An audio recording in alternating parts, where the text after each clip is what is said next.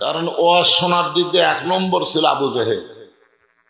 সোনার দিক দিয়ে ধরেন, কিসের দিক দিয়ে? সোনার দিক দিয়ে আমাদের চাইতেও ভালো আছিল। হ্যাঁ, সারা রাত নবীর মুখের কোরআন তেলাওয়াত শুনছে, সারা রাত। আল্লাহ নবী ঘরের মধ্যে কোরআন পড়ছে, আর আবু জেহেল বাইরে থেকে দাঁড়ায় দাঁড়ায় কোরআন শুনছে, বসারও জায়গা হয়নি। সকালবেলা সভাসদবর্গে মিটিং এ আবু জেহেল বলতেছে, এত সুন্দর কোরআনের বাণী, রাতটা কোন দিক দিয়ে গেল আমি বুঝবারই পারিনি। মানে একটা রাত কোন দিক দিয়ে গেল ওই বুঝবারই পারিনি। আবু সুফিয়ান বলতেছে যে এই কোরআন শুনতে আপনার রাত চলে গেল, আপনি বুঝবার পারলেন না, এত সুন্দর বলতেছেন, সেই কোরআন গ্রহণ করলে তো আরো ভালো হবে। কারণ শুনতেই যখন এত ভালো, তাহলে সেইটা আঁকড়ে ধরলে গ্রহণ করলে তো খুব ভালো হবে। আবু জেহেল বলতেছে, তোর কানটা আমার মুখের কাছে দে। আবু সুফিয়ানকে আবু জেহেল বলতে, তোর কানটা আমার মুখের কাছে দে, কারণ এমন একটা কথা বলবো যেটা জোরে বলা যাবে না, ফিস ফিস করে বলা লাগবে। আবু সুফিয়ান যখন কানটা মুখের কাছে দিচ্ছে, আবু জেহেল বলতেছে, এই কোরআনের চাইতে সুন্দর, দামি, সহি, সত্য কথা আর একটাও নাই। কে বলতেছে? আবু জেহেল। কিন্তু এই কোরআন গ্রহণ করার মধ্যে আমার আপত্তি হলো এই জায়গায় যে আমি যদি কোরআনকে গ্রহণ করি তাহলে আমার ভুয়া নেতৃত্ব আর চলবে না। আজও বাংলার জমিনে আবু জেহেলের মতন যারা নেতা, তারা সবসময় কোরআনের বিরুদ্ধে। জোরে কোন কথা ঠিক কিনা? বর্তমানে যারা ক্ষমতা দখল করে আছে, ক্ষমতা তো পায়নি, দখল করে আছে। জোরে কোন কি করে আছে? এরা মোটামুটি আবু জেহেলের লোক। জোরে কোন কার লোক? আবু জেহেলের লোক। এরা কোনোদিনও চাবে না যে বাংলার জমিনে আল্লাহর কোরআন চালু হোক। জোরে কোন কথা ঠিক কি না? এরা হলো 1 নম্বর কোরআনের শত্রু। জোরে কোন কয় নম্বর? 1 নম্বর। আর এই যে কোরআনের 2 নম্বর শত্রু হচ্ছে ধর্ম নিয়ে যারা ব্যবসা করে। মানে ইসলাম ধর্ম মানে না, কিন্তু ধর্ম নিয়ে ব্যবসা করে। ভোটের আগে দেখবেন মাথার টুপি দিবে, হাতের তসবি নিবে, আর একটা বার খালি ভোট দাও ভাই, তোমাকে পায়ের জুতে আমি সোজা করবার চাই। হায় হায়, মাথার টুপি, পরনে পাঞ্জাবি, হাইলে দাঁড়িয়ে হবে। এক আসরের নামাজ 4 বার পড়বি। ধরে কয়বার পড়বি? যেখানে লোক দেখবি সেখানেই নামাজ, সেখানে নামাজ। এই ধর্ম নিয়ে ব্যবসা করার আর এক দল হলো আল্লাহ ধন নবীর দিয়ে, আল্লাহ আছে গায়েব হইয়া, নবীর ধন খাজা নিয়া শুয়ে আছে আজমিরে, কেউ ফেরে না খালি হাতে, খাজারে তোর দরবারে। এরকম ধর্ম ব্যবসায়ী বাংলাদেশে আছে না নাই? আমার দয়াল বাবার দরবারেতে কেউ ফিরে না খালি হাতে। এই ধর্ম ব্যবসায়ীরা কোনোদিনও চাবে না বাংলার জমিনে আল্লাহর কোরআন চালু হোক, কারণ কোরআন চালু হলে ওদের ধর্মের ব্যবসা চলবে। 3 নম্বর কোরআনের শত্রু হলো পুঁজিপতি। সমস্ত সম্পদের মালিককে, সব কিছুর মালিককে। তাহলে সমস্ত সম্পদের মালিক, এটা আবার নতুন করে আপনাকে বলা লাগবে নাকি? সমস্ত সম্পদের মালিককে। জোরসে বলুন, আরো জোরে। মসজিদের দান বাক্স মুখে রাখতে যাচ্ছে, পকেট ভরা টাকা আছে, পকেট ভরা টাকা আছে। ওই কালে চিন্তা করতেছে 10 টাকা নাই, 10 টাকা নাই। এই 10 টাকা নাই বলে ওই আর পকেটে হাত দিল না, ওই কৌটা বা দান বাক্স ঠেলা দিল। আর একজন টাকা বের করে দেখে যেটা চালা লেয়নি, চালা লেয়নি, পানালা ধরেনি, ওই পুরেন টাকাটা বাক্সের মধ্যে দিল। এরা হলো পুঁজিপতি। এদের পকেটে টাকা থাকবে, কিন্তু ইসলামের পক্ষে এদের টাকা খরচ হবে না। এই পুঁজিপতিরা ইসলামের বিরুদ্ধচারণ এই কারণেই করে, কারণ কোরআন যখন বাংলাদেশে চালু হবে তখন একটা গরিব তার বাড়ি থেকে বের হবে না, বরং ধনীরাই, এই পুঁজিপতিরা টাকা নিয়ে নিয়ে তাদের বাড়ির দরজায় ঘুরবে। কারণ কোরআনের সমাজ চালু হলে সুদ ভিত্তিক অর্থনীতিকে দাফন করে দেওয়া হবে। যাকাত ভিত্তিক অর্থনীতি বাংলার জমিনে চলবে। ধরে কার কথা ঠিক কি না? যার 10 কোটি টাকা আছে, 25 লাখ টাকা গরিবদেরকে না দেওয়া পর্যন্ত তার একটা টাকাও হালাল থাকবে না।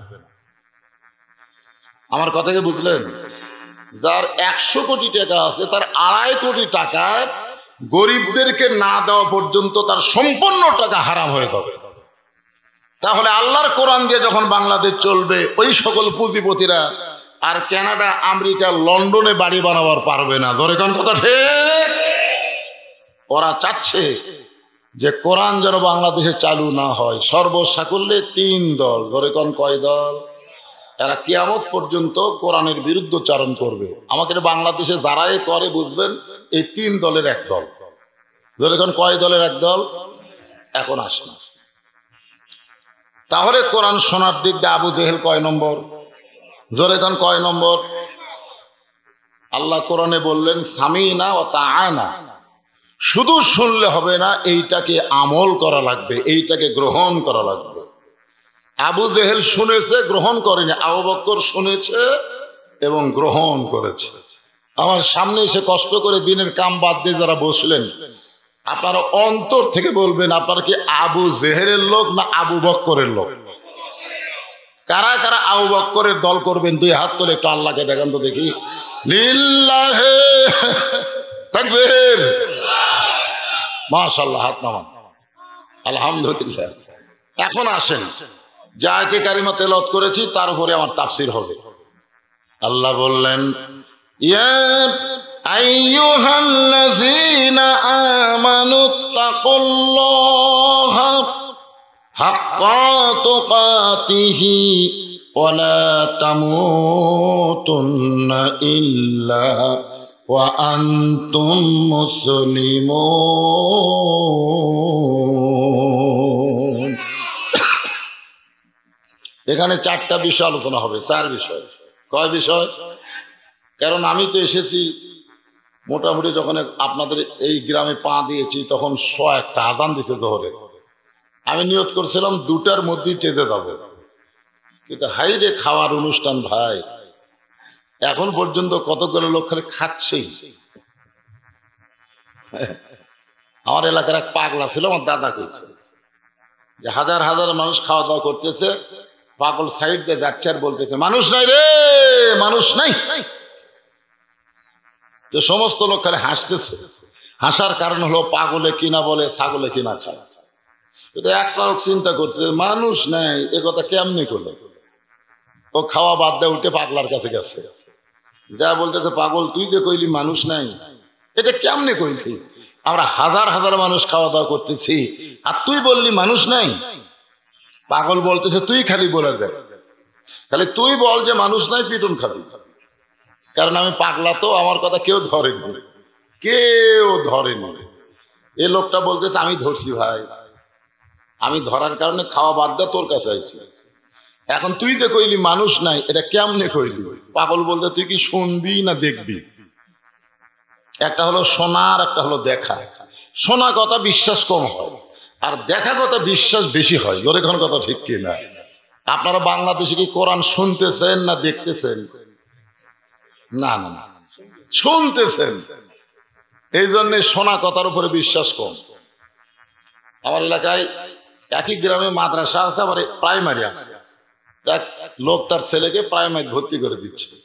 আমি বললাম ভাই তার মাদ্রাসা বাদ দেয় প্রাইমারি ভর্তি করলে কেন?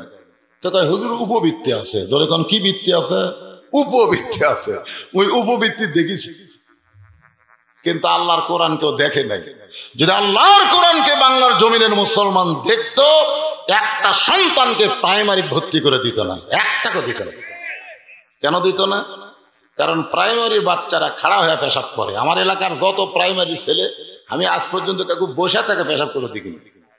যখনই পেশাব লাগে খাড়া হয়ে মারা দেয়। এক ছেলের কইলাম কোন ক্লাসে পড়িস? ক্লাস 1-এ পড়ি। তো দাঁড়ায় পেশাব করিস কেন? পেশাব কেমনে করা লাগে তোর স্যার শিখায়নি? ও তখন হাসি আর চাষা একদিন পেশাব খানার যায় দিকে আমার স্যারই খাড়া হয়ে পেশাব করে, ওর স্যারই বলে খাড়া হয়ে মারে। তাহলে তোরা খাড়া হয়ে পেশাব করিস, পেশাব করে পানি লেসলে নাপাক অবস্থায় থাকি, তোকে শিক্ষা সাইজ কি? তখন বলে চাচা এই বই আমি পড়ি। আর বইয়ে দেখলাম আগডম বাগডম ঘোড়াডম সাজে ঢাক ঢোলক ঝাঁঝর বাজে, বাঁচতে বাঁচতে চললো ঢুলি ঢুলি গেল কমলা ফুলি। আপনার বলেন তো এর মধ্যে একটা কথা সত্যি আছে? পরের পৃষ্ঠায় আছে আইরে আইটিয়ে নায়ে ভরা দিয়ে নালে গেল বোয়াল মাছে, তাই না দেখা বোধন আছে। এইগুলা মিথ্যা শিক্ষা দেয়, আর মাছ গেলে উপবৃত্তি দেয়। ধরে কোন কি দেয়? ওই উপবৃত্তির লোভে সন্তানকে শয়তান বানাচ্ছে। ধরে কোন কথা ঠিক কি?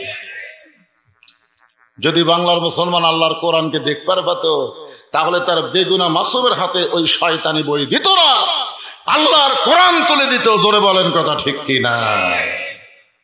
তো পাগল বলতেছে শুনবি না দেখবি? ভাই জীবনে তো বহু শুনছে, আর একটু দেখ পারছে, তাহলে সাইডেছ অনেক দূর যায়। এরকম বাম হাত আলোক করছে, দেখ তো দেখা যায়। ও তাকায় দেখে 15-20 জন মানুষ যারা খাচ্ছে, তার মধ্যে 15-20 জন মানুষ, আর বাদ বাকি সব শিয়াল কুত্তে। ধরে কারণ কি কুত্তে? মানে জোহরের নামাজও পড়েনি, শালা শিয়াল কুত্তা খালি খাচ্ছে। ধরে কোন কথা ঠিক কিনা? আবার শিয়াল কুত্তারা ওয়াজও শুনবি না। ধরে কোন কি শুনবি না? ওই খাইয়াই দেয় চলে যাবি। আপনারা বলেন তো এর মধ্যে মানুষত্ব আছে? নাই। আল্লাহ কোরআনে বলেছেন লাকাদ খলাকনাল ইনসানা ফি আহসানি তাকবীম। আবার সেখানে আল্লাহ বললেন সুম্মা রাদাদনাহু আসফালা সাফিলিন। সর্বোত্তম আকৃতি দিয়ে আল্লাহ আমি মানুষ সৃষ্টি করেছি। আবার এই মানুষই কর্ম দোষে পশুর চাইতেও জঘন্য হয়ে যায়, ওই কুত্তা শুকুরের চাইতেও জঘন্য হয়ে যায় এই মানুষ। তখন বলতেছে ভাই কি দেখলাম? পাগলা বলতেছে যা দেখলি দেখলি বলিস না, কারণ বর্তমান বাংলাদেশের পরিবেশ খুব একটা ভালো না। দেখা যাবে কিন্তু বলা যাবে। দেশে আইলো কলিকাল, ভেড়া চাটে বাঘের গাল। দেশে আইলো কলিকাল, ভেড়া চাটে বাঘের গাল। আসল কথা বললে তোমায় জেলে দিবে রে, আসল কথা বললে তোমায় রিমান্ডে নিবে রে। রফিকুল ইসলাম মাদানী ছোট্ট একটা মানুষ, ও আজ আসল কথা বলেছে। গতকাল দেখছেন তার গলার বেড়ি পড়ায়া 2 পাঁত শিকল দিয়া নিয়ে যাচ্ছে। এই বাংলাদেশে কোরআনের হক কথা যারা বলবে, আসল কথা যারা বলবে, তাদেরকে বাতিল সরকার রিমান্ডে নিবে, জেলে দিবে। জোরে কোন কথা ঠিক কি না? আসল কথা বললে তোমায় মার ফেলে। পাগল বলছে যা দেখছিস দেখছিস সেটা বলিস না, ওটা খেলে দেখা থাক। আজকে আমাদের মতন কিছু বক্তা আমরা বলবার গেলি আমাকে ওয়াজ বন্ধ হয়ে যায়। যেরকম কি বন্ধ হয়ে যায়? সেদিন থেকে আমি চিন্তা করছি আমি ডাইরেক্ট আর কোনো কথা বলবো না, যা বলবো অ্যাঙ্গেলে। যেরকম কি একটু ব্যাখ্যা কিরকম, কিন্তু হক কথা বলাই লাগবে। যেরকম কথা ঠিক কিনা ভাই? আল্লাহ তাআলা এখানে 4টি বিষয় আলোচনা করছেন। যেরকম কয়টা? 1 নম্বর বিষয় হলো ঈমান। ঈমানদারকে লক্ষ্য করে আল্লাহ বললেন ইয়া আইয়ুহাল্লাযীনা আমানু, যারা আমাকে বিশ্বাস স্থাপন করেছ। আমরা আল্লাহকে বিশ্বাস করি। আল্লাহকে বিশ্বাস করতে গেলে কি লাগবে? ঈমান। আল্লাহ রাসূল বললেন এই বিশ্বাসটাকে ব্যাখ্যা করা হয়েছে 3 ভাবে। 1 নম্বর হলো ইকরার বিল লিসান, জবানে বলতে হবে লা ইলাহা ইল্লাল্লাহ। সবাই বলেন লা ইলাহা ইল্লাল্লাহ। এটা ঝাঁকি দিয়া কর। আপনারা কোন তো লা ইলাহা ইল্লাল্লাহ ঝাঁকি নাই? এই ঝাঁকির চোটে আমি নিজে দেখছি অনেকে বাঁশ বয়া বয়া সামিয়ানাত যায়। কি কোন ঝাঁকি নাই? এই ঝাঁকি মনে হয় আপনারা দেখেননি। লা ইলাহা ইল্লাল্লাহ যেই কইছে, এক মুরিদ মাঝখান থেকে দৌড়ে আসা পীরক পাড়ে ফেলে দিচ্ছে। পীরের পরনে লঙ্গি আছিল ভাই, লঙ্গির তলে খালি আন্ডারওয়াল, অর্থাৎ নেংটি থাকার কারণে পীর ইজ্জত থেকে বেঁচে গেছে। সেইভাবে ফেলে দিতে পীরের পা উপর দিকে উঠছে। কি ঝাঁকি রে! অথচ রাসূলের সময়, সাহাবীর সময়, সলবে সালেনদের সময় এইরকম ঝাঁকির জিকির ছিল না। নতুন বাংলাদেশে আবিষ্কার হচ্ছে। জোরে কোন কথা ঠিক কথা কন না কেন? আমার এলাকার এক হিন্দু মুরব্বী আমাকে বলতেছে, বাবা মুসলমানের কলমার দাম আছে। আমি চুম করে বললাম, আপনি হিন্দু হয়ে কলমার দাম কেমনে বুঝলেন? স্বাধীনতার সময় এই কলমার জিকির আমার মুখত ছিল, যার কারণে আর্মি আমার গুলি করেনি। মানে আর্মি দেখলে আমি বলতাম লা ইলাহা ইল্লাল্লাহ, লা ইলাহা ইল্লাল্লাহ, লা ইলাহা ইল্লাল্লাহ। তখন আর্মিরা বলতো বিলকুল ঠিক হয়, ঠিক হয়।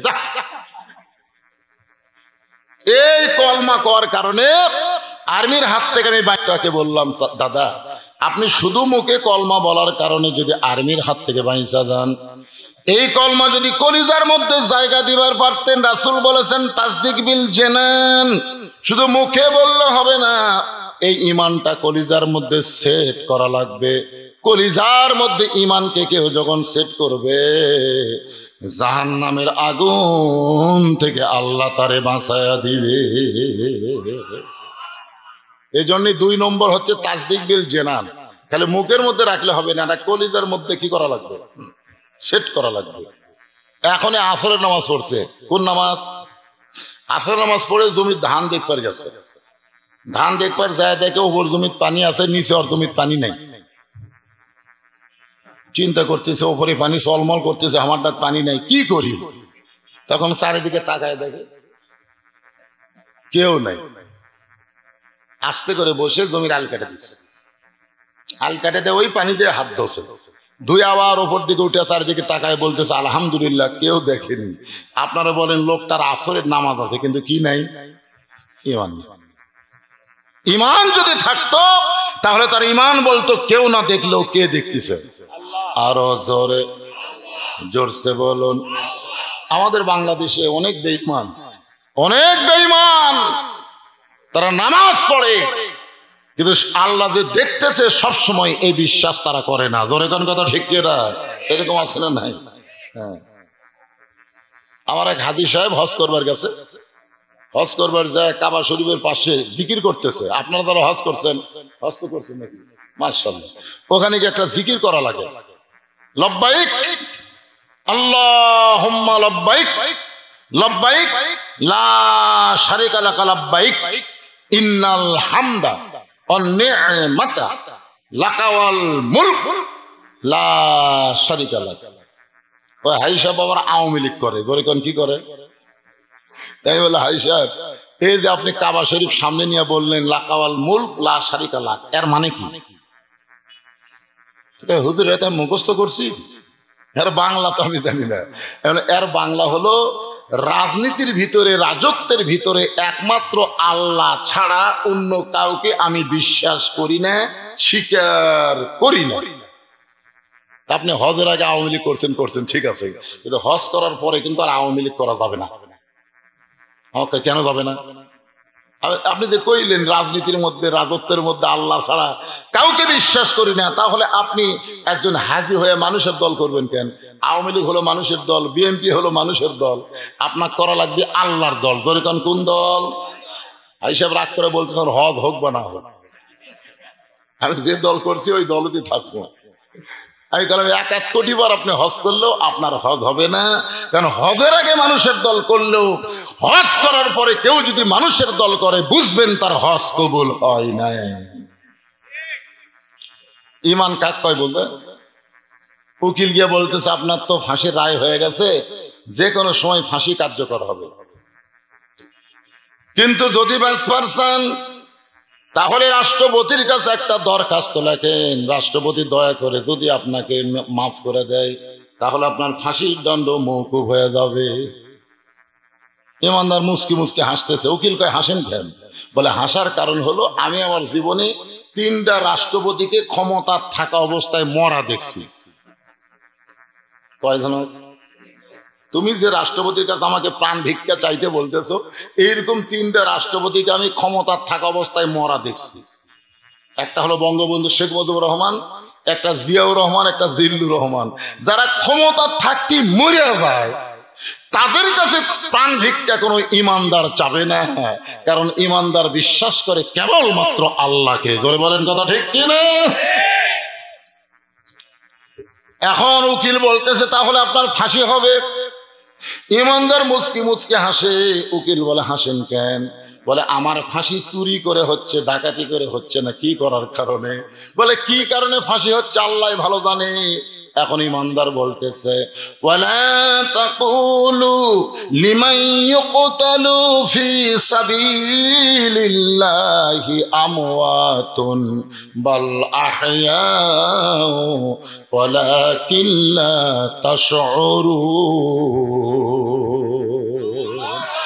আল্লাহর রাস্তায় যাদের ফাঁসি হবে, আল্লাহর ইসলামে আন্দোলন করতে গিয়া বাতিল সরকার যাদেরকে ফাঁসি দিবে, তোমরা বিশ্বাস করো আল্লাহ বলতেছে তাদের মৃত্যু হবে না, তাদের ফাঁসি হবে কিন্তু তারা মরবে না, বরং তারা চিরজীবন লাভ করে অমর হয়ে জান্নাতে চলে যাবে।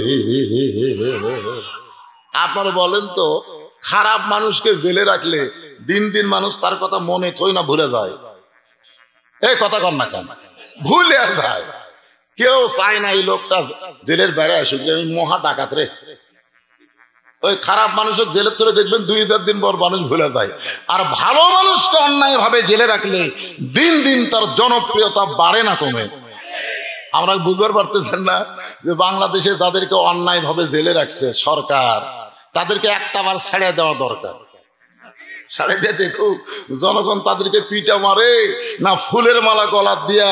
আগে হচ্ছিল 50,000, এখন হবে 5 লাখ। আগে হচ্ছিল 5 লাখ, এখন হবে 50 লক্ষ। জনগণ কথা ঢুকতে না, খালি ছাড়িয়ে দিয়ে দেখো যে মামুনুল হক, যে রঘুবুল ইসলাম মাদানী, যে আমির হামজা, যে আল্লামা সাইদি হুজুরকে তোমরা জেলের মধ্যে রাখছো। মানুষ দিন দিন ভুলতিছে না কলিজার মধ্যে আরো ভালোবাসা বাড়তিছে?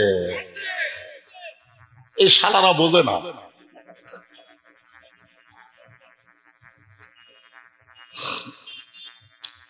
এক নম্বর হলো ইমান। সরকার 1 নম্বর কি?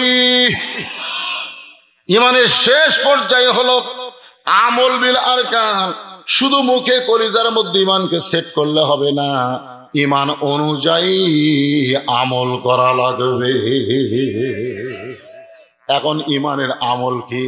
আমি একটা গান গাই, গাবো? আমার কথা কি আপনারা বুঝবার পারতেছেন? তাহলে ইমানের একটা গান গাই, 2 মিনিট 1 মিনিট লাগবে। ইমানের দাবি যদি কুরবানি হয়, সেই দাবি ঘরে বসে থাকা নয়। ইমানের দাবি হলো কিছু বিনিময়, সেই বিনিময় যদি কলিজার ঘাম হয়, সেই ঘাম দিতে জানো তৈরি থাকি। ওগো দয়াময় আমার আল্লাহ দয়াময়। ইমানের দাবি হলো অগ্নি শিখা, বাতিলের বিরুদ্ধে জ্বলতে শিখা। ইমানের দাবি হলো অগ্নি শিখা, বাতিলের বিরুদ্ধে আপোষ করা। আপোষ করা। আজকে যারাই বাংলাদেশি ইমানদার সবাই কিন্তু বাতিলের সাথে আপোষ করে বেঁচে আছে। ধরে কোন কথা ঠিক কিনা? আর পরশুদিন এক মাহফিলে বলছিলাম, ভাই ইমানের দাম বেশি না জীবনের দাম বেশি?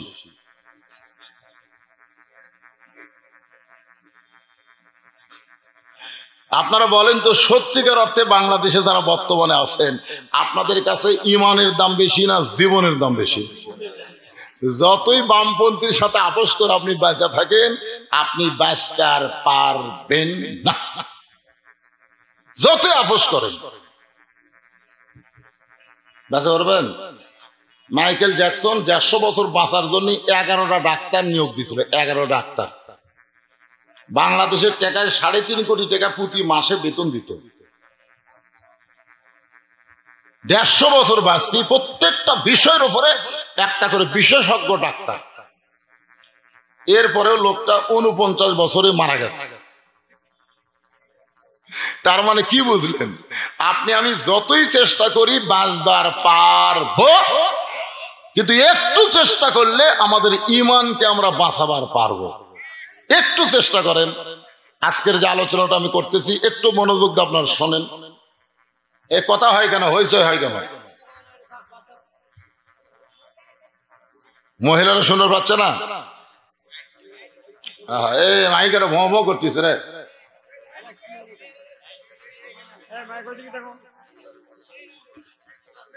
এই মহিলারা না শোনে না শুনবে, অসুবিধা নেই, আমরা মর্দ গুলাকে ঠিক হই নাকি। এক নম্বর হলো ইমান। ইমানের উপরে কথা চলতেছে। ইমানকে তিন ভাবে বোঝানো হয়েছে। এক নম্বর হলো ইকরার বিল লিসান, জবানে বলতে হবে লা ইলাহা ইল্লাল্লাহ। এ বউ করা শুরু হলো, আর বুঝতেছে না কেন, রবার্টের নাই এখানে, শেষে এটা পুড়ে দিবি। দুই নম্বর হলো তাসদিক বিল জানান, কলিজার মধ্যে ইমানকে সেট করা লাগবে। তিন নম্বর হলো আমল বিল আরকান, আমি যে ইমানদার এটা আমলের মাধ্যমে প্রকাশ করা লাগবে। আপনারা একটু চিন্তা ভাবনা করে বলবেন, ইমান গ্রহণ করার পরে, ইমান যখন তিনটা পর্যায়ে আমার মধ্যে চলে আসলো, এর নাম হলো ইমান গ্রহণ করা। ইমান গ্রহণ করার পরে এক নম্বর আমলের নাম কি? বুঝতে পারতেছে না? ইমান গ্রহণ করার পরে যত আমল আছে, আমল তো বহু আছে, তার মধ্যে এক নম্বরের নাম কি? নামাজ। হ্যাঁ, এই যে সবাই বলছেন, এক নম্বর আমলের নাম হলো নামাজ। এই নামাজ সম্পর্কে রাসূল বলেছেন লা সালাত আলা দ্বীন, যার নামাজ নাই তার কোনো ধর্ম নাই। যে ব্যক্তি নামাজ পড়ে না তার কোনো ধর্ম। লা সালাত আলা ঈমান, মারাত্মক কথা। যার নামাজ নাই তার, ওই যে এতক্ষণ যে ইমানের ওয়াজ করলাম, রাসূল বলেছে লা সালাত আলা ঈমান, যার নামাজ নাই তার ঈমানই নাই। বাইনাল আবদি ওয়াল কুফরি তরকুস সালাত, বান্দার কাফেরের মধ্যে পৃথক করার জিনিস তার নামই হলো নামাজ। যারা নামাজ পড়বে তারা হবে আল্লাহর বান্দা, আর যারা নামাজ পড়বে না তারা হলো কাফের। এই মুহূর্তে সবাইকে বলা লাগবে, কারা কারা জোহর নামাজ পড়েননি তারা হাত তুলবার বলতেছি না, আপনারা সবাই বলবেন। আমি যেই বলবো বেনামাজি, আপনারা জবান খুলে বলবেন কাফের। মান তারাকা সালাতু মুতাম্মিদান ফাকাত, ফাকাত কাফারা। এক ওয়াক্ত, পাঁচ ওয়াক্ত না, এক ওয়াক্ত নামাজ ইচ্ছা করে বাদ দিল, সে আল্লাহর সঙ্গে কুফরি করলো। এজন্য আমি যে বলবো বেনামাজি, আপনারা জবান খুলে বলবেন কাফের। বলতে পারবেন না? বেনামাজি এর সামনে কার কয়টা কয়, পিছনে আর কথা কয় না কে? আমি যেই বলবো বেনামাজি, আপনারা জবান খুলে বলবেন কাফের, বেনামাজি। আরো জোরে, জোরসে বলুন। যারা নামাজ না পড়েও কাফের উচ্চারণ করলেন, ফেরেশতা বলতেছে আল্লাহ এরা তো জোহর ফজর পড়েনি, তারপরে যে কাফের কাফের কইল। আল্লাহ কইলে কাফের বলার কারণে অন্তরে যদি একটু আত্মা করলা, একটু ভয় হয়, আর সেই ভয় করার কারণে আসর থেকে যদি নামাজ শুরু করে, আসরের নামাজ থেকে বাকি জীবন পর্যন্ত তাকে নামাজই কবুল করলাম। আগে বেনামাজ ছিল, আমি আল্লাহ সব মাফ করে দিলাম। এই জন্য কাফের বললে কোনো সমস্যা নাই। এখন আসেন, আজকে আমাদের বাংলাদেশে অনেকে আছে শুধু জুমার নামাজ পড়ে, শুধু জুমার নামাজ পড়ে, পাঁচ ওয়াক্ত পড়ে না। অনেক গ্রামে মসজিদ দোতলা হচ্ছে, আমাকে বলে হুজুর আপনি এত টাকা কামাই করেন, কিছু টাকা দেন। আমি বললাম কি করবেন? কয় মসজিদ দোতলা করতেছি। কি জন্য মসজিদ দোতলা করতেছেন? কয় এত মুসল্লি হুজুর, মসজিদের ভিতর আর জায়গা হয় না, এজন্যই দোতলা। আলহামদুলিল্লাহ, নামাজি বাড়তেছে। তো ফজরের খবর কি? তো বলতে হুজুর এক কাতারে হয় না। জোহরের খবর কি? কয় এখন যে কাজ কামের দিন, জোহরে মুসল্লি পাওয়া যায় না। আসরের খবর কি? কয় হাট বাজারে চলে গেছে হুজুর। মাগরিবের খবর কি? কয় এক কাতার। এশার খবর ফজরের মতোই। তাহলে তোমার মসজিদে কয় কাতার আছে? কয় 9 কাতার। তো এখন পর্যন্ত তোমার মসজিদে এক কাতারই মুসল্লি হয় না, তাহলে দোতলা করবে কেন? তখন বলতেছে যে জুমার দিন সবার শেষে আসা আগে যায়, ওই শালাকের জন্য দোতলা করতেছি।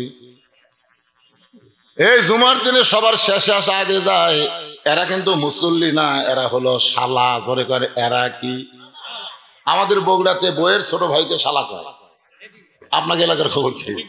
হ্যাঁ, এই লোকটাও শালা বলেছে, কিন্তু আল্লাহ বলতেছেন ফাওয়াইলুল লিল মুসাল্লিন আল্লাযীনা হুম আও সালাতিহিম সাহুন আল্লাযীনা হুম ইরাউন ওয়া ইয়ামনাউনাল মাউন।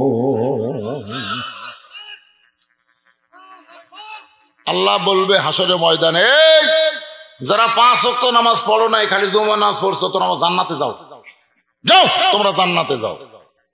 তখন জুম্মা পার্টি খুশি হয়ে জান্নাতে দৌড় মারবে, কিন্তু যাই দেখবে জান্নাতের দরজার দিহেল একটা তালা।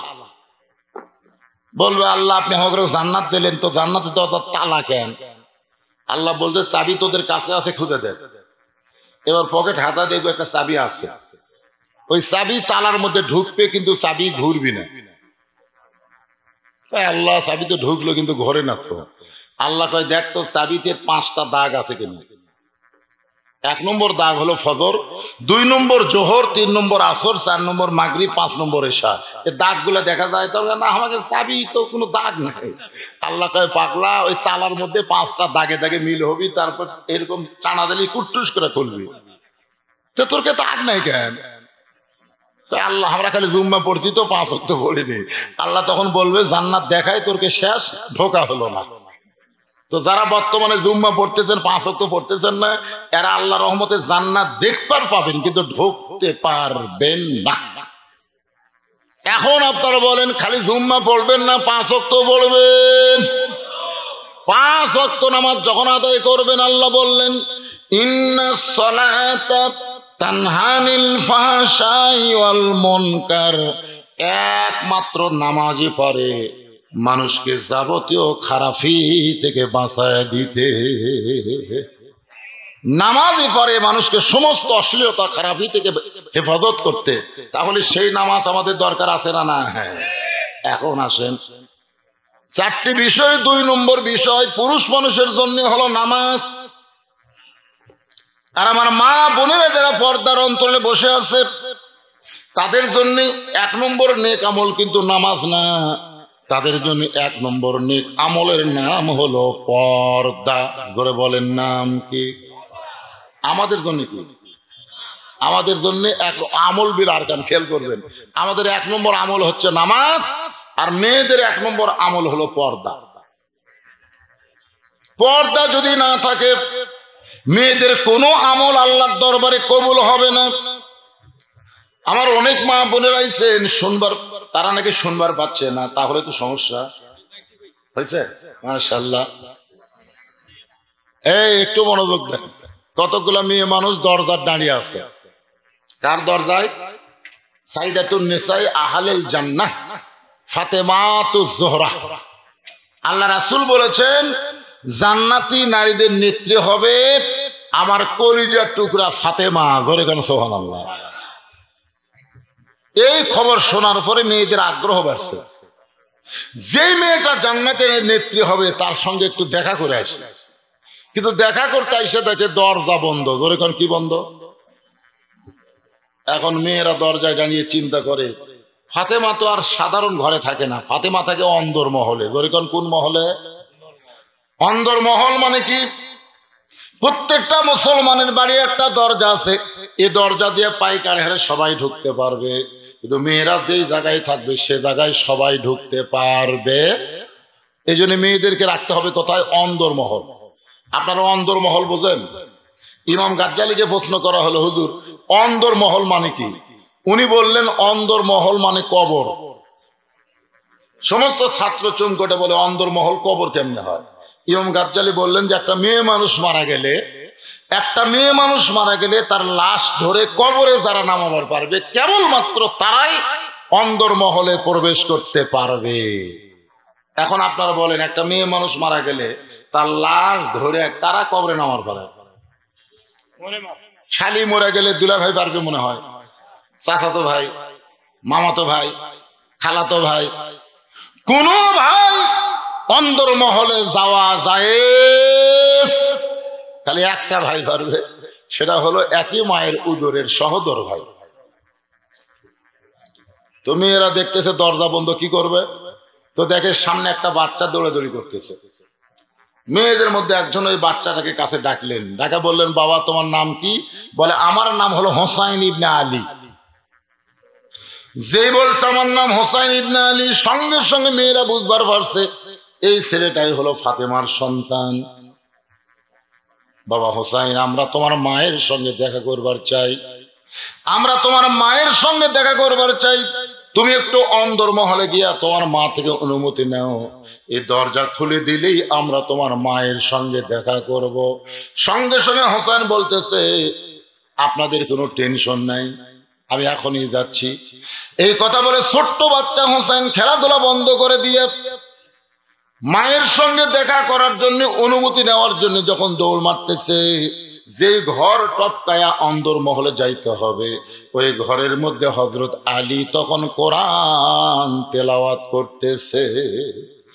ইন্নামাল মুমিনুনা আল্লাযীনা ইযা যুকিরাল্লাহু ওয়াজিলাত কুলুবুহুম وَإِذَا تُلِيَتْ عَلَيْهِمْ آيَاتُهُ زَادَتْهُمْ إِيمَانًا وَعَلَى رَبِّهِمْ يَتَوَكَّلُونَ।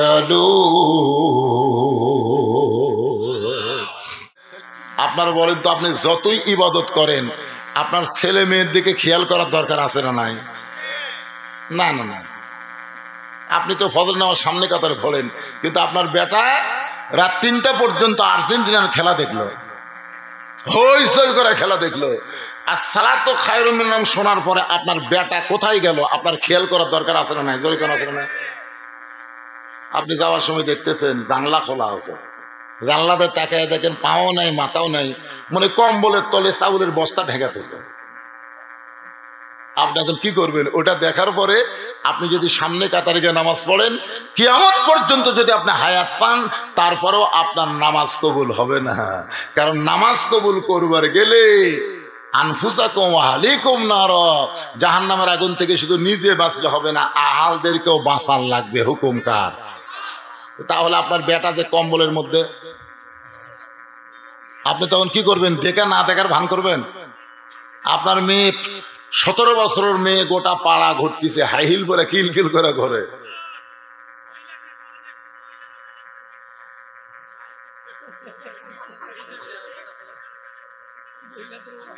আরে মহিলার ওয়াজি তো হচ্ছে এখন। এখন চিন্তা করেন, 17 বছরের একটা মেয়ে গোটা গ্রাম ঘুরে বেড়ায় বেপরদা।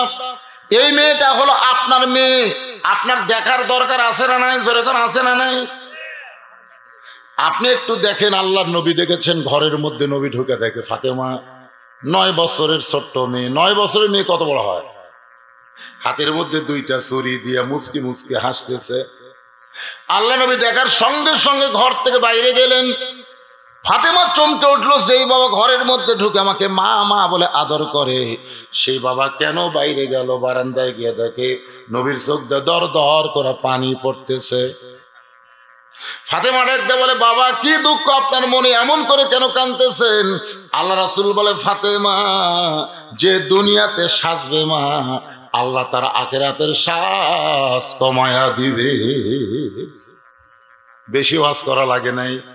সাথে সাথে ফাতেমা হাতের চুরি খুলে মাটির ফাইলে দেয়। নবী দৌড়ে গিয়ে চুরি 2টা করে জামার পকেটে ঢুকায়। ফাতেমা ডাকতে বলে, বাবা যেই চুরি হাতে দেওয়ার কারণে আপনি ঘরের মধ্যে ঢুকলেন না, বারান্দায় দাঁড়িয়ে দাঁড়িয়ে কাঁদতেছেন, সেই চুরি ফাইলা দিলাম, পকেটে কেন ঢুকালেন? আল্লাহ রাসূল বলে, ফাতেমা মনে কষ্ট নিস না মা, একটু ধৈর্য ধর। একদিন তোর নাকে ফুল পরানো হবে, একদিন তোর কানে দুল পরানো হবে, একদিন তোর গলায় মালা পরানো হবে। ফাতেমা বলে, বাবা সেই দৃশ্যটা কবে? আল্লাহ রাসূল বললেন, যেদিন তোমার বিবাহ হবে। নবী বললেন, ফাতেমা মেয়েরা কেবলমাত্র এক ব্যক্তির জন্য সাজতে পারবে, সেই ব্যক্তি হলো তার স্বামী। স্বামী ছাড়া অন্য কোনো পুরুষের জন্য মেয়েরা সাজগোজ করতে পারবে না। তাহলে আপনার মেয়ের যে বিয়ে হয়নি, আপনার মেয়ে সাজা গুজা গোটা গ্রাম ঘুরে বেড়ায়, বাবা হিসেবে আপনার দেখার দরকার আছে না? আলী কি পড়তেছে? কোরআন শরীফ পড়তে পড়তে কোরআন পড়া বন্ধ। বাইরে দৌড়ে দৌড়ি করতেছিস, ভালো ঘরের মধ্যে ঢুকে মায়ের ঘরে ঢুকতে যাস কেন? হোসেন বলতেছে, আব্বু আপনি জানেন না তো, দরজাত কতগুলো মেয়ে মানুষ দাঁড়িয়ে আছে, তারা আমার মায়ের সাথে দেখা করবে। আমার মা দেখা করার অনুমতি দিবে কিনা সেই অনুমতি নেওয়ার জন্য আমি মায়ের কাছে যাচ্ছি। হয়তো আলী বললেন, তোর বয়স কত? তো হোসেন বলতেছে, আমি তো বয়সের খবর জানি না। বলে, এই জন্যই তো তোর থামাছি পাগলা, এই জন্যই তোরে আমি থামাইছি, কারণ তোর এখন 4 বছর চলতেছে। 4 বছর বয়সে যখন তখন সন্তান মায়ের ঘরে ঢুকতে পারবে না। 2 বছরের বাচ্চা যখন তখন মায়ের ঘরে ঢুকতে পারবে, কিন্তু 4 বছর হলে আর পারবে না।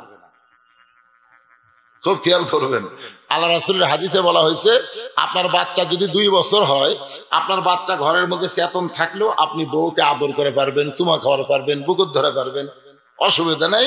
কারণ 2 বছরের বাচ্চা খালি দেখবার পারবি, বুঝবার পারবি না।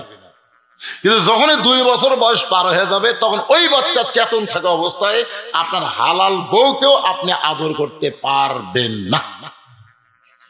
দেখছেন, আমার হালাল বিয়ে করার বউ 2 বছরের বেশি, 2.5 বছর বাচ্চা যদি ঘর চেতন থাকে আর আদর করা যাবে না। এই জন্যই যাবে না, 2.5 বছর বয়সের বাচ্চারা খালি দেখে না, ওটা আবার লোড করে। এটি লোড করে, এই লোড করে বেড়ায় সে বলবার পরে, আব্বা তাই ঘরের মধ্যে মাকসাবা ধরছিল।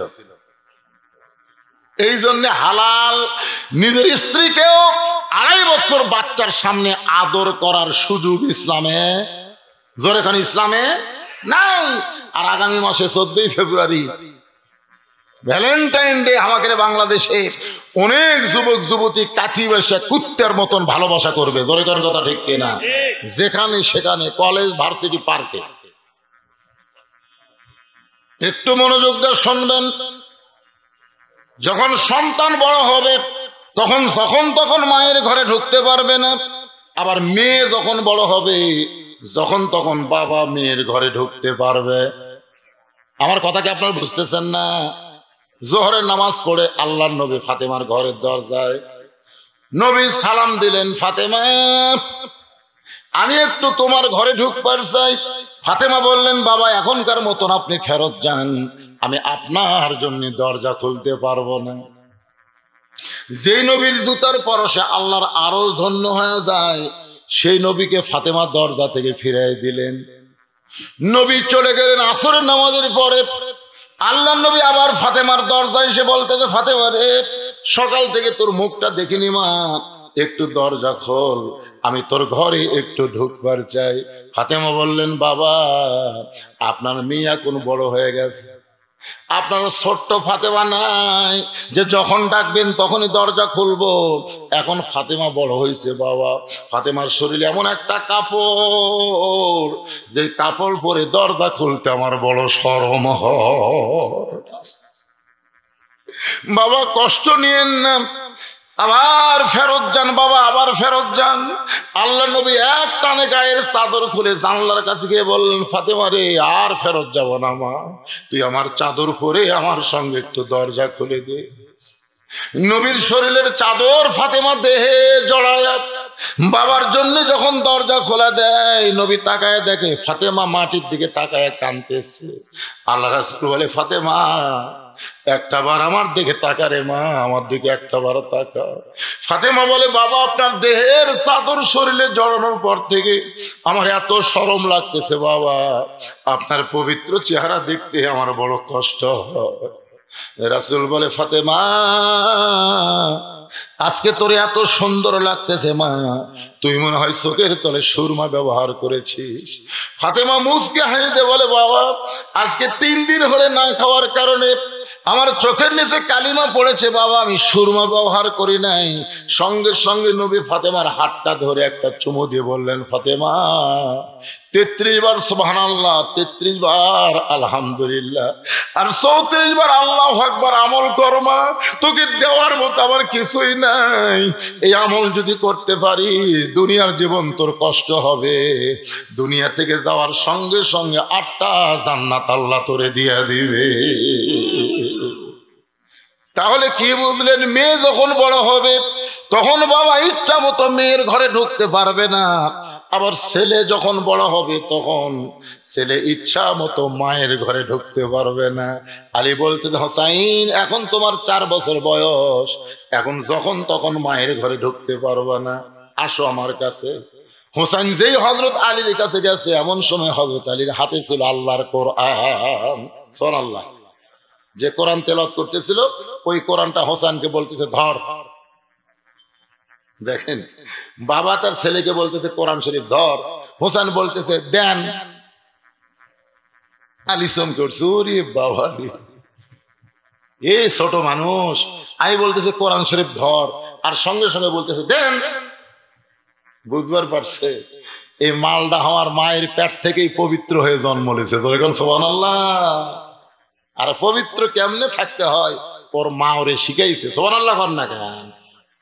সন্তানের সবচাইতে বড় ওস্তাদ হলো মা। মা এই যে দৌড়াদৌড়ি করতেছে, রাস্তাঘাটে ঘুরতেছে, কোরআনের মাহফিলে যে দেখেন খাড়া হয়ে এই সন্তানেরা দাঁড়ায় দাঁড়ায় ওয়াজ শুনতেছে, আর ওই যে সন্তানগুলো রাস্তা ঘুরতেছে। এর কারণ কি জানেন? কারণ হলো রাস্তার যারা ঘুরতেছে এরা মায়ের সন্তান, যারা বসে আছে দাঁড়ায় আছে এরাও মায়ের সন্তান। কিন্তু এরা কোরআনের আওয়াজ শুনে এরা লড়বার পারলো না, পাগলের মতন দাঁড়িয়ে বসে থেকে আওয়াজ শুনতেছে, আর এরা খালি ঘুরতেছে। কারণ কি? এক ছেলে আমাকে কইছে, হুজুর 11 মাস আমার খিদে কম, কিন্তু রোজার চাঁদ উঠলে খিদে বেড়া যায়। এর কারণ কি? এর কারণ জানবার গেলে তোর মার কাছে যা। তোর মাকে বাঁচা বেঁচে আছে, তোর মার কাছে যা। ও মায়ের কাছে গিয়ে বলতেছে, মা 11 মাস আমার খিদে কম, রোজার মাসে চাঁদ উঠলে আমার খিদে বেড়া যায়। কারণ কি? মাও বলতেছে তোর দাদি এই সর্বনাশ করছে, তোর দাদি। তুই যখন আমার পেটে আসলি তখন তোর দাদি রোজার মাসে বলল, বৌমা বৌমা রোজা কিন্তু এই বছর থাকা চলবে না, এই বছর রোজা থাকা চলবে না, কারণ রোজা থাকলে আমার পেটে নাতি শুকা যাবে। খালি তুই কি তাজা থাকার জন্য আমি রোজার মাসে খাসি, তুইও পেটের মধ্যে খাসি, যার কারণে বার হওয়ার পরে তোর খাওয়ার অভ্যাস আছে। এই জন্য নেপোলিয়ন বলেছে, একটা ভালো সন্তান যদি চাও, ভালো একটা মায়ের দরকার। পেটত বাচ্চা নিয়ে মা গোটা পাড়া ঘুরিছে, ওরা তো ঘরুনি ব্যারাম পেটের মধ্যেই পাশে। জোরে কোন কথা ঠিক কিনা? এরা কোরআনের মাহফিলে বসতে পারবে না, যাদের মা ভালো না, একে পেট ভালো না। জোরে কোন কি ভালো না? কথা কর না যায়। মা যদি ভালো হয় পেটের সন্তান আল্লাহর ওলি হয়ে যায়। জোরে কোন সুবহানাল্লাহ। হয়তো আলী বলতেছে আলহামদুলিল্লাহ। আমি যেই বলছি কোরআন ধর, হোসেন তো বলতে পারত, আব্বু আমার শরীর ঠিক নেই, আমার শরীর ঠিক নেই, আমি খাড়ায় পেশাব করছি, আব্বু আমি পেশাব করে পানি লইনি। এই কথা বলছে। দেন মাদ্রাসার একটা বাচ্চাকে আপনি যদি বলেন কোরআন শরীফ ধরো, বাচ্চা বলবি দেন। প্রাইমারির একটা বাচ্চাকে যদি বলেন কোরআন শরীফ ধর, তখন বলবে আমার তো শরীর ঠিক নেই।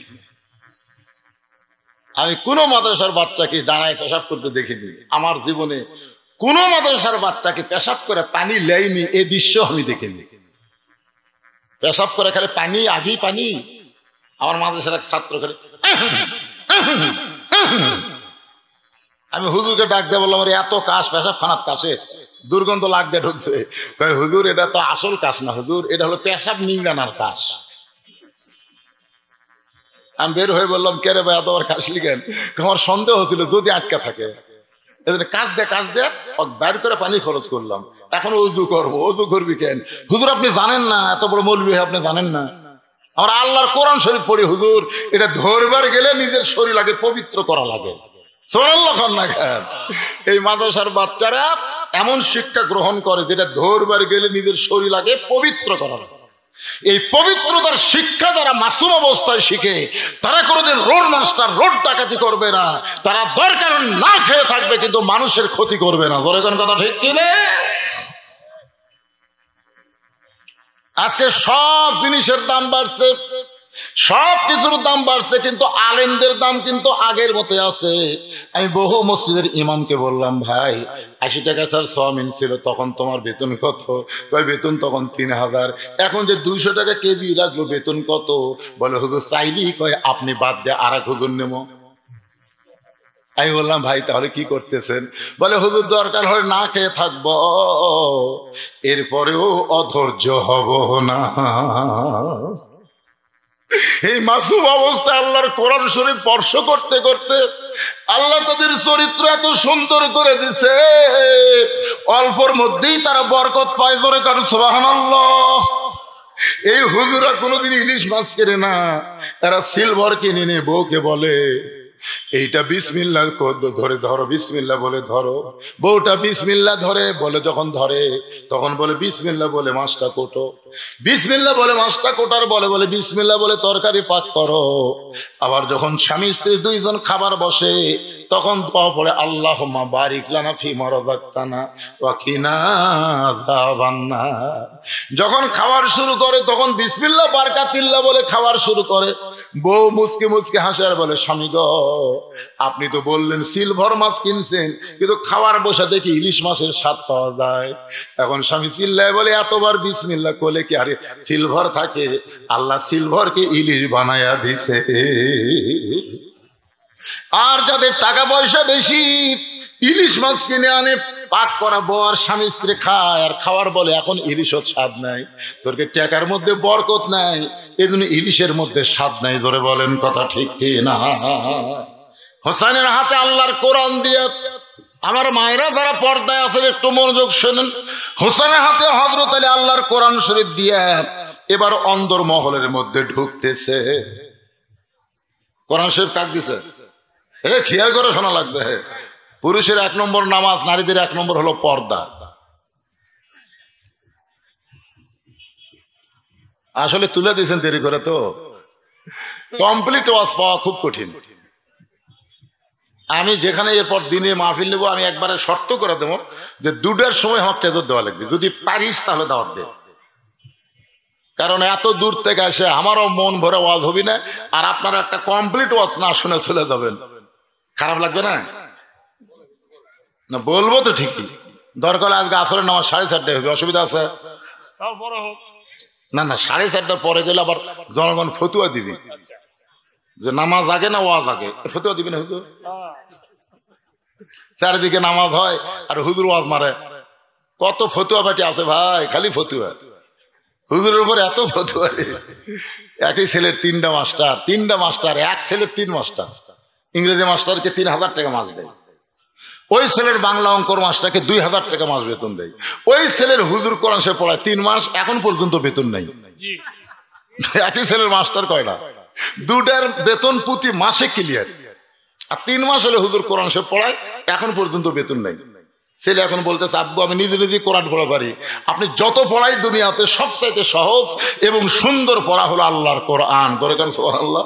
বেকা তেড়ে কানা খোঁড়া নোংরা যারা স্কুল কলেজে চলবি না, ও কি মাদ্রাসায় ভর্তি করে দেন, ওই হাফেজ হবি। ধরে কোন কথা ঠিক কিনা?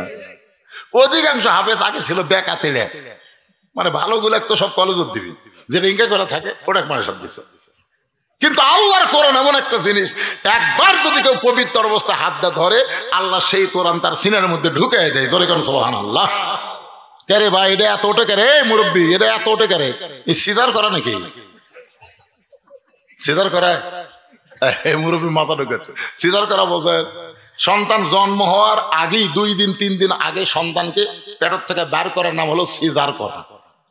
আর সিজার করার বাচ্চারা অধৈর্য কম হয়। কি জন্য হয় জানেন?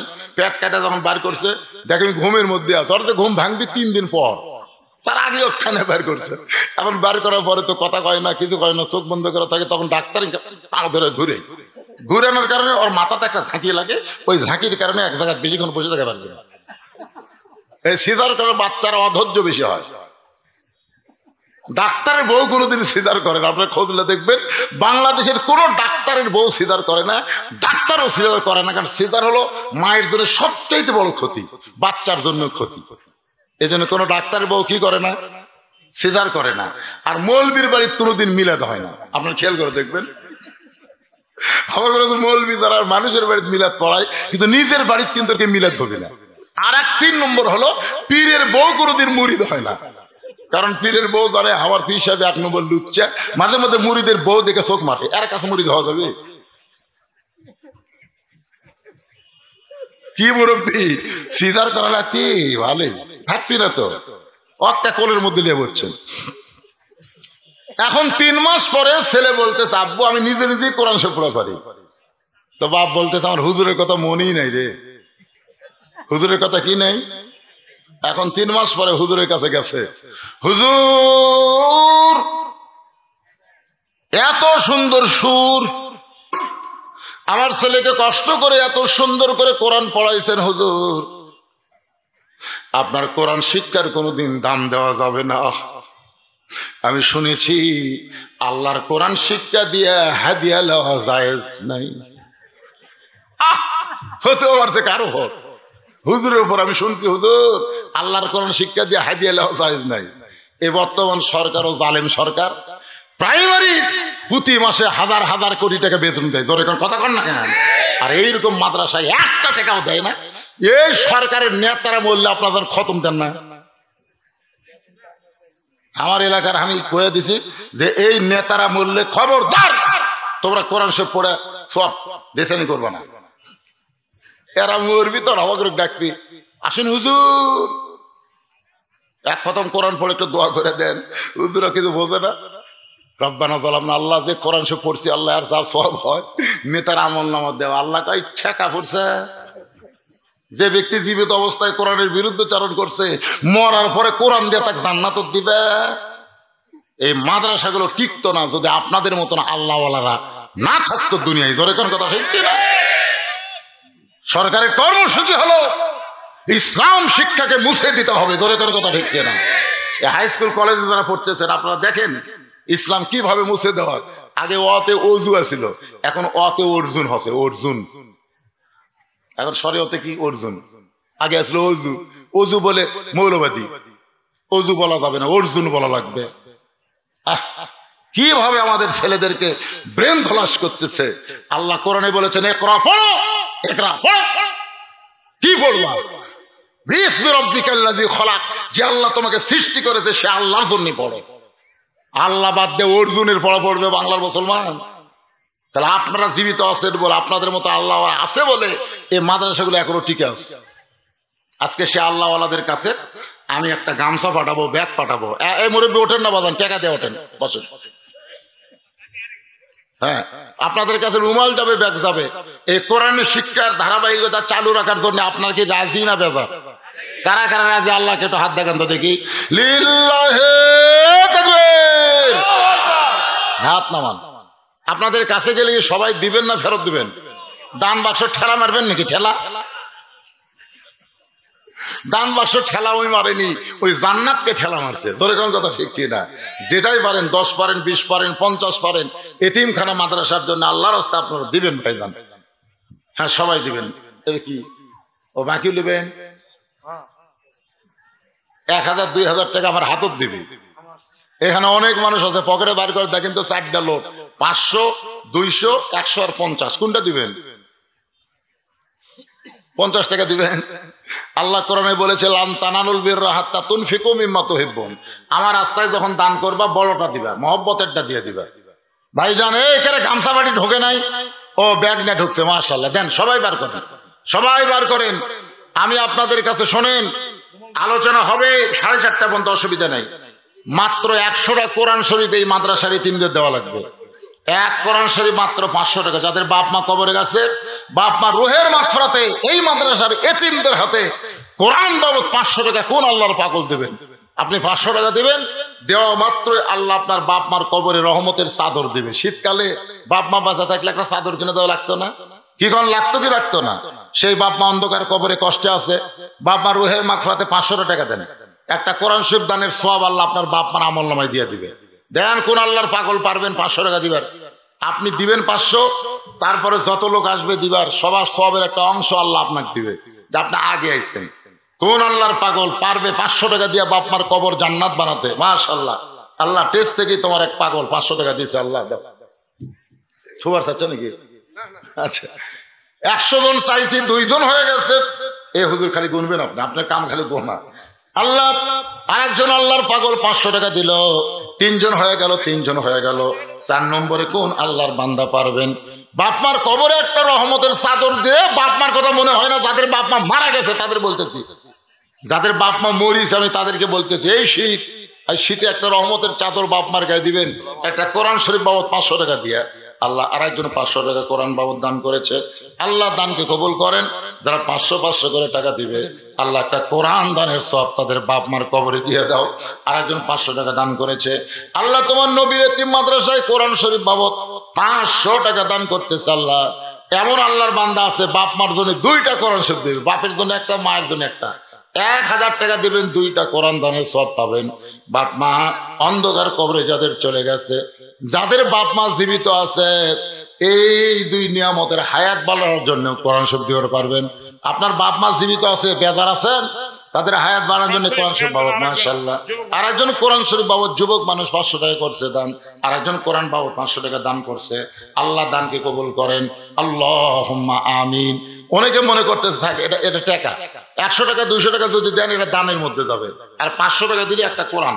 আপনি দানও করতে পারেন, কোরআনও দিতে পারেন। আপনার যদি টাকা 500 না থাকে আপনি কিভাবে দিবেন? দেন ভাই দেন। তাসাউদ পড়ার সময় আঙ্গুল তোলা কি? এর মধ্যে এটা করে আদায়ের সময় ফতুয়া করে বুঝবেন না কোন কোনটা দেওয়া লাগে। আঙ্গুলের যদি আপনার বল না থাকে তোলার কি দরকার? আশহাদু আল্লা ইলাহা ইল্লাল্লাহ সাক্ষী দিচ্ছি আমরা, অসুবিধা আছে? কিন্তু এই করা চলবে না, একবারে খারাপ। উঠে যাচ্ছেন ঘরে, এই হ্যাঁ সুন্নত ও জরুরত, এতগুলো একবারে জরুরত শুরু হচ্ছে। নামাজের জামাত হবে, পেশাবের জামাত করার দরকার নাই। এখানে বিশাল জামাতে আমরা আসলে নামাজ পড়বো ইনশাআল্লাহ। যদিও অন্য মসজিদের চাইতে 15 মিনিট পরে হবে, অসুবিধা কি? আমরা একটা কম্পিউটার আসনে এখানে আমরা ইনশাআল্লাহ নামাজ পড়বো। ভাই দেন দেন দেন দেন কোরআন শরীফ দেন। এতগুলো মানুষের মধ্যে ব্যাগের টাকা কি আদায় হচ্ছে না হচ্ছে না রে? দেন সবাই, দেন সবাই, দেন দেন। আমার মা বোনদের কাছে যাবেন, মা বোনেরা অনেক টাকা দান করবে। যাদেরকে ব্যাগ দেওয়া হয়েছে তারা কি মাদ্রাসার লোক? আবার তার ব্যাগ দিয়ে আউট হয় না, দেখুন স্বেচ্ছাসেবক বাবা, তুমি দায়িত্ব দিছা। হ্যাঁ দায়িত্ব দিছে, তারই স্ক্রু ঢিলে। এই জিকির করেন, জিকির করেন। আর যারা দাঁড়িয়ে আছেন শুধু আপনি একটু বসেন, সবাই বসেন আর জিকির করেন। লা ইলাহা ইল্লাল্লাহ, লা ইলাহা ইল্লাল্লাহ, লা ইলাহা ইল্লাল্লাহ। একটু ঠান্ডা পানি। লা ইলাহা ইল্লাল্লাহ, লা ইলাহা ইল্লাল্লাহ, লা ইলাহা। কোরআন শরীফ বাবদ আরেকজন 500 টাকা দান করছে। কয়টা হচ্ছে কোরআন? 20টা হচ্ছে। 100টা চাইছি, 100টা কোরআন শরীফ চাওয়া হয়েছে। এতগুলো মানুষ, আরে টাকা পকেট দিয়ে বাড়ির যাবে, কাপড়ের কাপড় নাই ভাজান। আজকে যেটা আপনারা দিবেন এইটা আপনার জান্নাতের একটা উসিলা হয়ে যাবে। বাপ মা কবরে গেছে, বাপ মার কথা মনে করে সবাই একটু মহব্বত না জিকির করে বসেন। এখন আবার আলোচনা শুরু হবে। লা ইলাহা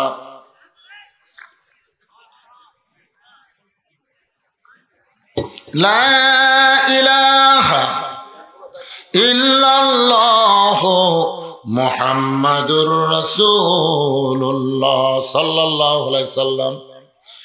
হযরত হোসেনের হাতে হযরত আলী কোরআন শরীফ দিয়ে আলোচনা শুরু হয়ে গেল। একটু মনোযোগ দেন। হযরত আলী অন্দর মহলের দরজায়, কারণ স্বামী যখন তখন বইয়ের ঘরে ঢুকতে পারবে, অনুমতি লাগবে? কোন অনুমতি লাগবে? বাবা মেয়ের ঘরে ঢুকতে কি লাগবে? ছেলে মায়ের ঘরে ঢুকতে অনুমতি লাগবে, কিন্তু স্বামী বিবির ঘরে ঢুকতে কোনো অনুমতির দরকার নাই। হযরত আলী চুপি চুপি গিয়ে ফাতেমার অন্দর মহলের দরজা খুলেছে। যে মাত্র দরজা খুলেছে তাকায় দেখে ফাতেমা বাম হাতে জাতা ঘুরাই আর ডান হাতে আল্লাহর কোরআন তেলাওয়াত করতেছে। সুবহানাল্লাহ কবেন না? বাম হাতে কি করতেছে? বাম হাতে এরকম জাতা ঘুরাচ্ছে আর ডান হাতে আল্লাহর কোরআন তেলাওয়াত করতেছে। এই দৃশ্য দেখার পরে হযরত আলী মনে মনে কয়, আল্লাহ, আমার ভাঙ্গা ঘরের মধ্যে খাট নাই, পালং নাই, আমার ভাঙ্গা ঘরের মধ্যে দুনিয়ার কোনো সম্পদ নাই, কিন্তু ভাগ্য গুণে এমন একটা বউ পাইছি, এই বউটার কারণে আমার ভাঙ্গা ঘর যেন জান্নাত হয়ে গেছে। সুবহানাল্লাহ জোরে কোন। এই দৃশ্য দেখবার পালে স্বামীর মন কত খুশি। আর আমরা কি দেখতেছি? ঘরের মধ্যে যায় ঢুকে দেখি আমার প্রধানমন্ত্রী স্টার জলসা দেখতেছে। ধরেখন কি জলসা? আরে স্টার জলসা দেখার কারণে হিন্দুদের পূজার বাদ্য লোলো করে বাঁচতেছে। শোনেন, যে ঘরের মধ্যে বইয়েরা স্টার জলসা দেখে, এ ঘর কি জান্নাত না জাহান্নাম? তাহলে আপনার প্রধানমন্ত্রী স্ত্রী জাহান্নামের কাম করতেছে, আপনি জান্নাতের যতই কাজ করেন কাম হবে না। কাম হবে না, কারণ মা হাওয়ার কারণেই আল্লাহ আদমকে জান্নাত থেকে বার করে দিয়েছে। আদমকে আল্লাহ জান্নাত থেকে বার করে দিয়েছে আদমের কারণে না হাওয়ার কারণে? এ কথা কোন কার কারণে? হাওয়ার কারণে। আদম নবী তো বলেছিল বিরক্ত হয়ে, আল্লাহ দোষ করলো হাওয়া, আর হামাক দিচ্ছেন বার করে। আল্লাহকে হাওয়া তোর কে হয়? আদমকে আমার বউ হয়। তো বউ থাকা অবস্থায় দোষ করবি, তুমি তাকে ছাড়িয়া দিবা না? যদি তালাক দিতে তাহলে তোমার দোষ হতো না, কিন্তু এখন পর্যন্ত তাকে নিয়ে সংসার করতেছে। হাওয়া যখন গন্ধম কাছারের কাছে গেছিল তখন তুমি কোথায় ছিলে? আদম কয়, আল্লাহ আমি তো খেয়াল করিনি। আল্লাহ কয়, হাওয়া যখন গন্ধম ফল খাইলো তখন তুমি কোথায় ছিলে? আদম কয়, আমি খেয়াল করিনি। আল্লাহ রাগ করে কয়, আদম তোমার বউ কি করবে তুমি খেয়াল করবে না? আপনার বউ স্টার জলসা জি বাংলা দেখতেছে, আপনি তখন কোথায় ছিলেন? কি কারণ খেয়াল করার দরকার আছে না নাই? জোরে করে আছে না নাই? খেয়াল করতে হবে। এই মহিলার এই কয় টাকায় দিছে? মহিলা কয় টাকা দিল? মহিলা মহিলা কোথায় গেল? এই ব্যাগ গুলো একটু দেখা দরকার আছিল না? কে নিয়ে গেল? কোথায় গেল? আপনার কি মাদেশারি হুজুর না অন্য?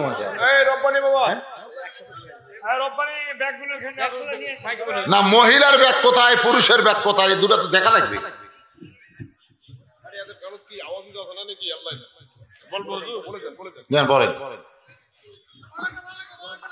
লাগবে না?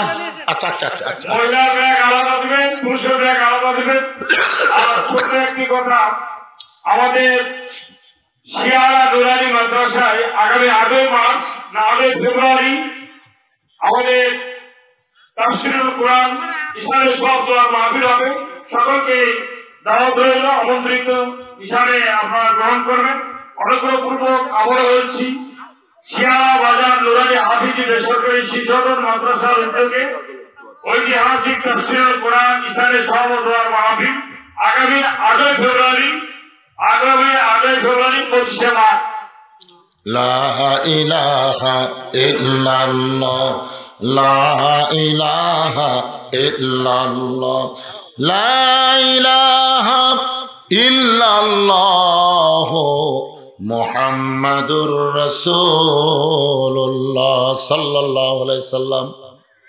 হযরত আলী মনে মনে বলতেছে, আল্লাহ আমার ঘরে খাট নাই, পালং নাই, আমার ঘরে কোনো সম্পদ নেই, কিন্তু এমন একটা বউ পাইছি ভাগ্য গুণে, যেই বউ বাম হাতে জাতা ঘোরায় আর ডান হাতে আল্লাহর কোরআন তেলাওয়াত করে। এই ঘরটা যেন ঘর নয়, ঘর যেন আল্লাহর জান্নাত হয়ে গেছে। এই দৃশ্য দেখার পর সঙ্গে সঙ্গে হযরত আলীর জবান ফসকে বার হয়ে গেছে, জবান ফসকে বার হয়ে গেছে, রব্বানা আতিনা ফিদ দুনিয়া হাসানাতাও ওয়া ফিল আখিরাতি হাসানা ওয়া কিনা আযাবান নার। এই যে আরবি কোরআন আয়াত কলমের বাংলা বুঝলেন? এর বাংলা হচ্ছে, দুনিয়া যার সুন্দর হবে আল্লাহ আখিরাতও তার সুন্দর করে দিবে। সুবহানাল্লাহ কোন না কেন? দুনিয়া যাদের বউ অসুন্দর, অসুন্দর মানে ঢপে অসুন্দর না, আবার মনে করবেন চেহারা না, চেহারার কথা বলাচ্ছে না। দুনিয়ায় যাদের বউ কাজে কর্মে অসুন্দর, তাদের আখিরাতকেও আল্লাহ অসুন্দর করে দিবে। হযরত আলী কোরআন আয়াত যেই মাত্র পড়ছে, সঙ্গে সঙ্গে ফাতেমা জাতা ঘুরান বন্ধ, কোরআন তেলাওয়াত বন্ধ। মানে জাতা ঘোরানো বন্ধ করছে, কোরআন তেলাওয়াত বন্ধ করে স্বামীর কাছে এসে বুড়া আঙ্গুলে ভর দিয়া স্বামীর কপালে একটা চুমা খায়। সুবহানাল্লাহ।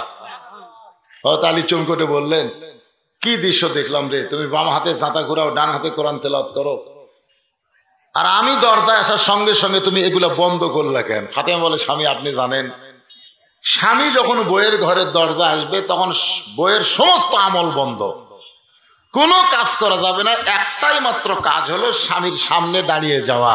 ধরে কোন সুবহানাল্লাহ। কারণ আল্লাহ নবী বলেছেন, ফাতেমা, আল্লাহ ছাড়া কাউকে যদি সেজদা দেওয়ার হুকুম থাকতো তাহলে তোমাকে বলতাম হাসান হোসেনের বাপের পায়ে সেজদা করো, কিন্তু আল্লাহ ছাড়া অন্য কাউকে সেজদা দেওয়া যাবে না। এ কথার দ্বারা রাসূল এটাই বুঝাইলেন, মেয়ে মানুষের কাছে আল্লাহর পরে সবচাইতে দামি তার স্বামী। ধরে কোন সুবহানাল্লাহ। দেখছেন, স্বামী ডাকেও নি, এসে বুড়াঙ্গুলো ভর্দা স্বামীর কপালে চুমা দিচ্ছে। আর আমাদের গুলার খবর কি? রহিমা ডাকতেছে, স্বামী কথা কয় না, রহিমা কথা কয় না। এবার সুন্দর করে বলতেছে, কে গো রহিমা কলিজা?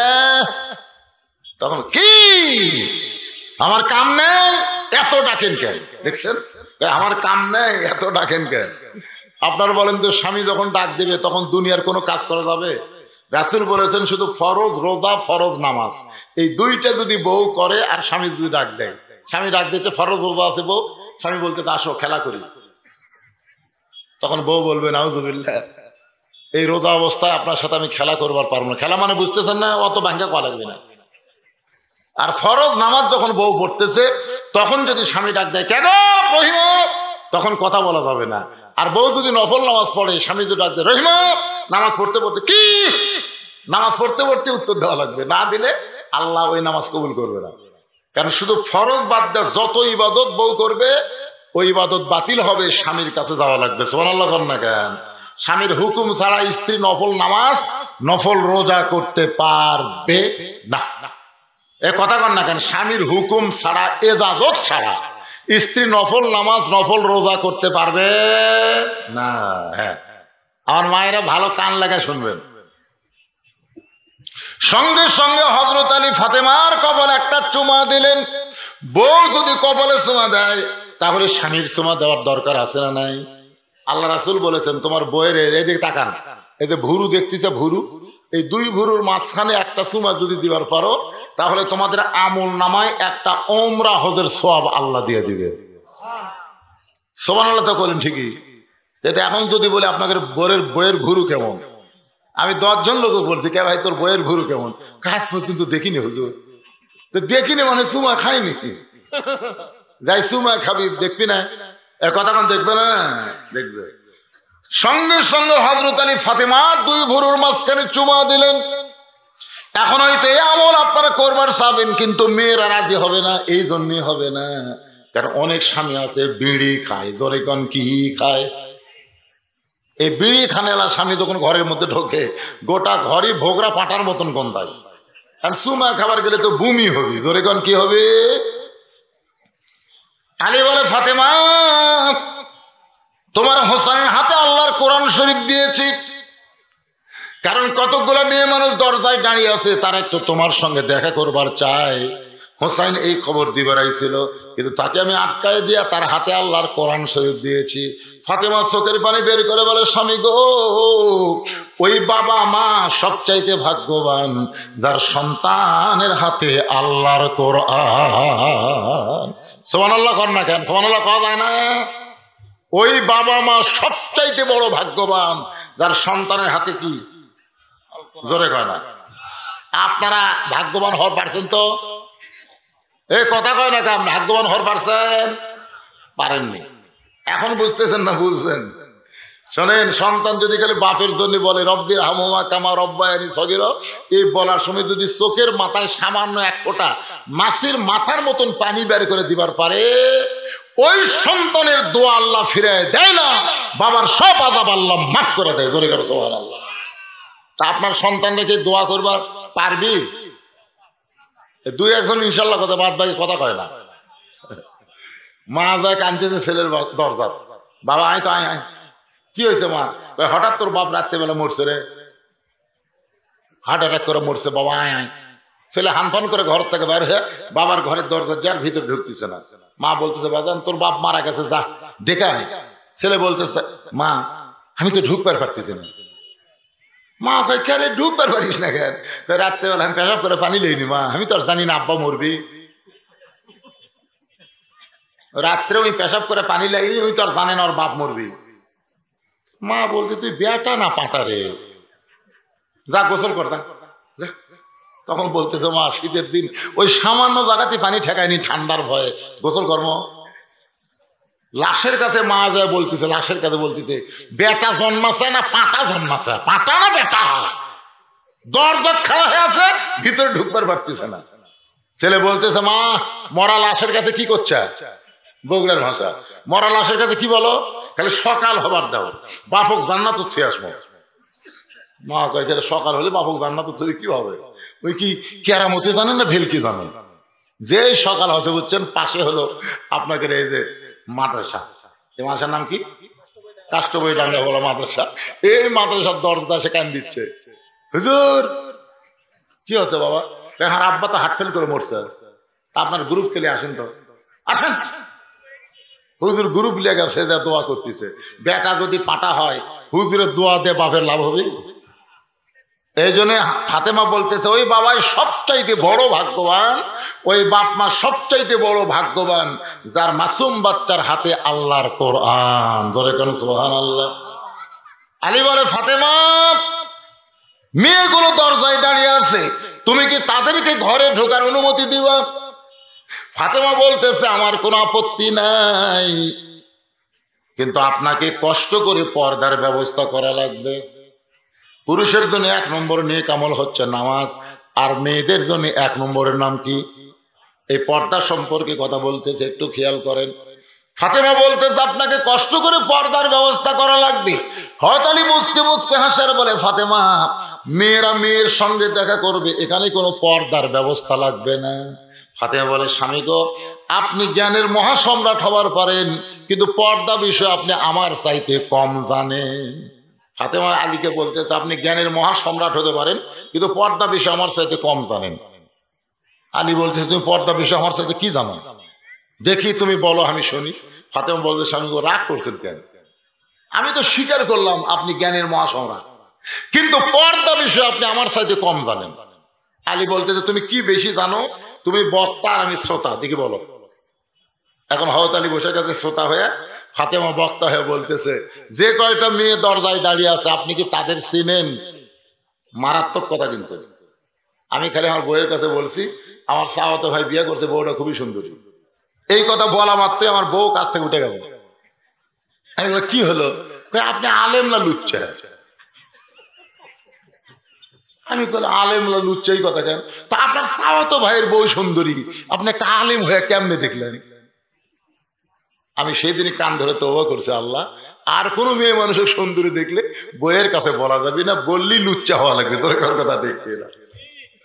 ফাতেমা মারাত্মক। আলীকে বলতেছে যে কয়টা মেয়ে দরজায় দাঁড়ায় আছে আপনি তাদের চিনেন? এ কথার মধ্যে মারিফত নাই।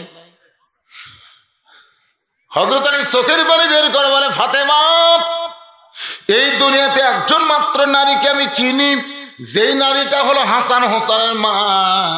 এ হাসান হোসেনের মা ছাড়া আমি দুনিয়ার অন্য কোনো মেয়েকে আমি চিনি না।